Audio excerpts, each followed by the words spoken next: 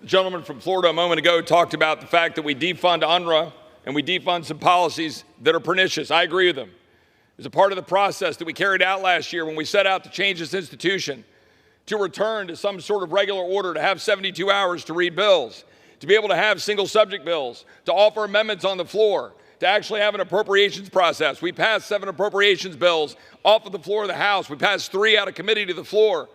We actually had some amount of debate. We're able to move things through.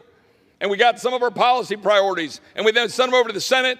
And then what do? We walked away, and we went back to business as usual in the swamp, where a handful of people that they call four corners all sit back and decide for you. Not the people in this room as a body, but a handful of so-called cardinals. The same group that I heard guffawing in the back a minute ago.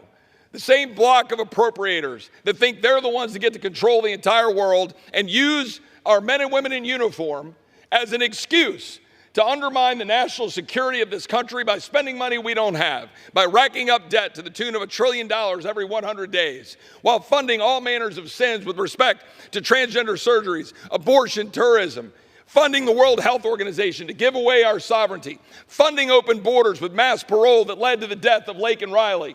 Everybody who votes for this bill today, you own it.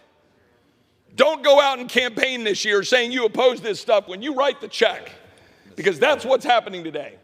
Every single Republican, every single Democrat who votes for this omnibus spending bill today, they own it. They own the open borders. They own the woke military that we cannot recruit people to fight in. They own giving our sovereignty to World Health Organization and international bodies.